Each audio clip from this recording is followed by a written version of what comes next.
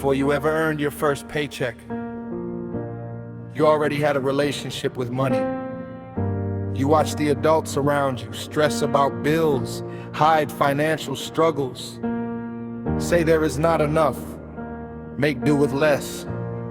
And your young mind took notes on all of it, not because you chose to, but because children absorb everything they witness, and what you absorbed became the lens through which you see money today.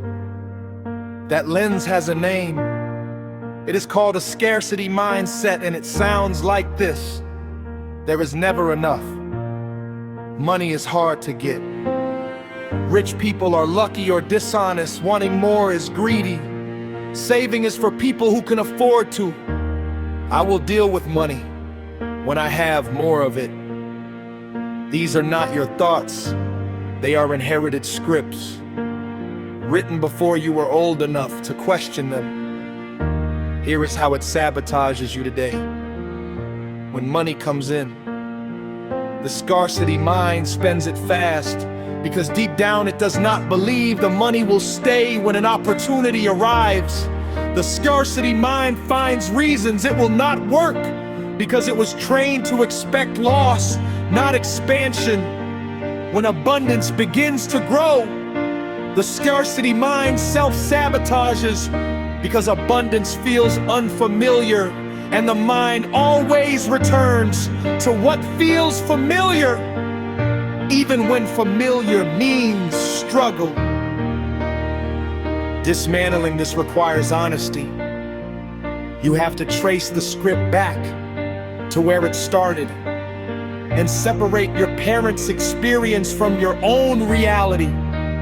They survived scarcity, and their wisdom came from that season. But you are not in that season. You are in a different one. And the tools that help them survive lack will not help you manage abundance. New season requires new thinking.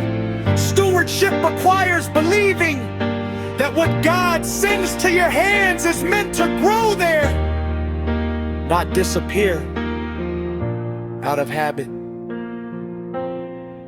You are not your parents' financial story. You are not the empty cupboard you remember. You are not the unpaid bill on the kitchen table. Those were chapters in someone else's survival, not the final word on your destiny. The abundance you are building toward requires a mind that can hold it. So do the work. Out at the scripts. Replace survival thinking with stewardship thinking, and prepare your mind for what your faith is already asking God to send.